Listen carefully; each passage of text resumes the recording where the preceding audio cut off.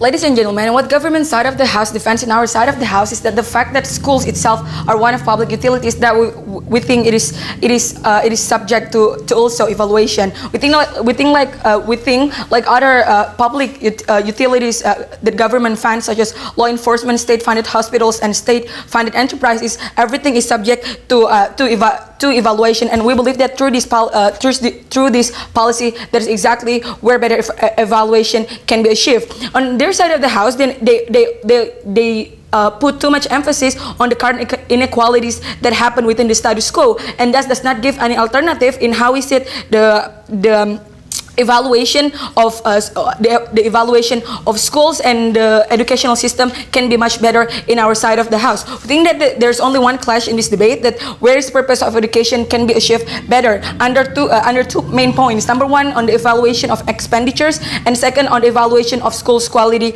itself. First thing, under the evaluation of expenditure itself, opposition fails to engage on how, in their side, the expenditure of school will be much better with the current funding that is already provided by the government side of the house. In our side, due to this pressure, that the fact that due to the pressure and the fact that you will be more likely to receive more funding because of your school performance, we think that school bureaucrats will more likely to have incentives to reprioritize which activities to fund in order for them to achieve this threshold of standardized exam marks. For example, let's say that their annual agendas say that they have three field trips. In our side of the house, they either reduce this field trip either to one or none at all in order for these schools to be able to fund an after-school programs that will help these students achieve the basic competencies that these exams required. In their side of the house, this agenda will still stay the same, and they will still have 3 annual field trips, for example, and the average mark of their students' literacy is still below minimum, and that is something that we don't want in our side of the house. We think that extracurriculars will still exist in our side, right? But the moment when for example, your students' literacy is below average, and you still give them, for example, free marching band lesson, we think that is exactly where you need to strengthen the purpose of school itself, and get these students back on their track.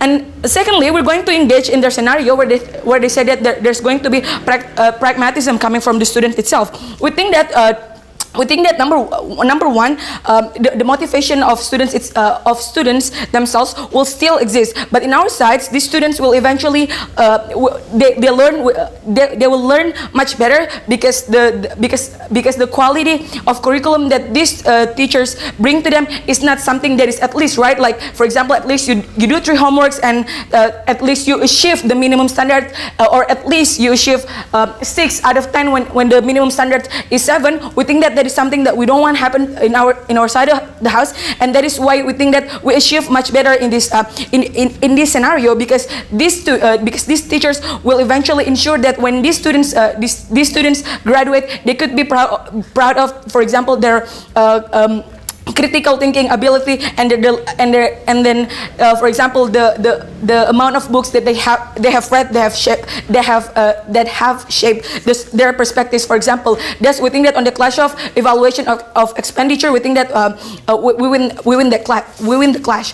Secondly, on evaluation of schools quality, opposition fails to, we think that opposition throughout the entire debate fails to engage in our mechanism, right? In our side of the house, we don't think that we betray the educational system itself. Instead, we're doing the exact opposite. We give the most benefits to school who exactly achieve the exact purpose of educational system, is the one that meets the standard of numeracy, literacy, and critical thinking, that exactly what students need in their futures. In our side of the house, this kind of schools will eventually become the model schools, right? This is what you get to achieve if you manage to make manage to get your priority straight, for example. And also we think that throughout this additional funding that these overachieving schools can have, we think that they will eventually expand their infrastructures. They will allow more students to enroll and teachers to recruit. In our worst scenario, maybe a lot of schools will eventually fail and close down, but we think that that is totally okay, because government will eventually take over and give and transfer the students and teachers to this overachieving school, for example, and then give the teachers, for example, quality evaluation training, for example. But we think that in our side of the house, engaging in their side of the house in terms of inequality of outskirt and urban schools, for example, we think that the minimum threshold of funding to these outskirt schools will still exist, right? And we think that that is something. We think that that is something. Why it is back to our first point, that you need to get your priority straight and to straighten the purpose of schools to begin with. And we think that this outskirt student, bearing in mind that they still have that minimum funding itself, it is still possible for them to maintain their school quality and still to compete with other school with the basic premise. For example, if all schools receive the same amount of funding, for example. In our worst scenario, maybe a lot of these outskirts schools will eventually fail, but we think that one or two schools will eventually survive. But because of the overfunding that they receive, we think that they'll be able to accommodate these transfer students and transfer teachers. Thus the quality. Overfunding will eventually be well distributed